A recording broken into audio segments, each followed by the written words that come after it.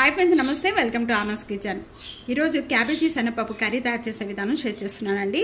ఇది రోటీ, చపాతీలోకి, రైస్లోకి అన్నిట్లో కూడా చాలా అంటే చాలా బాగుంటుంది. లైట్ మసాలాతో టేస్టీ కర్రీ తయారవుతుంది. ఇది క్యాబేజీ శనగపప్పు కర్రీ తయారు చేసుకోవడానికి ముందుగా నేను క్యాబేజ్ అనేది ఈ విధంగా చిన్న చిన్న పీసెస్ గా కట్ చేసి తొందరగా మగ్గిపోతుంది. ఒక హాఫ్ అన్ అవర్ ముందు శనగపప్పు నానబెట్టేసుకున్నానండి. దానికి కొద్ది మసాలా తయారు చేసుకుందాం. ఇక దాల్చిన చెక్క అండి, ఒక 4 లవంగాలు, ఎక్కువ తీసుకోవద్దు, బాగా మెత్తగా చేసేసుకోవాలి.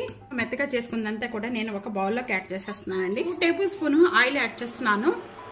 ఆయిల్ బాగా కాగిపోయిన వెంటనే కూడా పోపు గింజలండి, ఒక హాఫ్ టేబుల్ స్పూన్ జీరా, హాఫ్ టేబుల్ స్పూన్ ఆవాలు, ఈ 2 వేగిపోయిన వెంటనే కొద్దిగా కరివేపాకు, ఉల్లిపాయ 5 లేక 6 పచ్చిమిర్చి మరి పోయేంత వరకు కూడా బాగా కలుపుకోవాలి. ఎండుమిర్చి తీసుకున్నాను. క్యాబేజీ మొత్తం యాడ్ చేసేస్తున్నానండి. సాల్ట్ యాడ్ చేస్తున్నాను.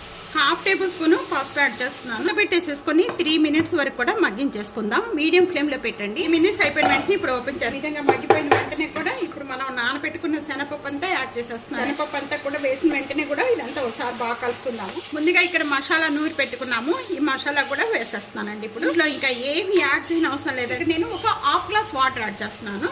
మనం శనగపప్పు వేసాం కదండి, అది కొద్దిగా బాగా ఉడుకుతాకి. ఇంకా దీంట్లో కారం కానీ మసాలా కానీ ఏమీ యాడ్ చేయని అవసరం లేదండి. మిక్స్ కూడా మగ్గిపోవాలి. ఆ వాటర్ అంతా కూడా బాగా మగ్గిపోయి గ్రేవీగా తయారవుతుంది. ఇది రోటీలోకి, పూరీలోకి అన్నిట్లో కూడా బాగుంటుందండి. తప్పకుండా ట్రై చేయండి. ఇదే విధంగా ఇప్పుడు చూద్దామండి.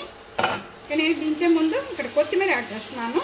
క్యాబేజీ శనగపప్పు ఈ విధంగా తయారు చేయండి. చాలా అంటే చాలా టేస్ట్గా ఉంటుందండి. తప్పకుండా ఇదే విధంగా ఒకసారి ట్రై చేసి మీకు ఎలా ఉందనేది నాకు కామెంట్స్లో తెలియజేయండి.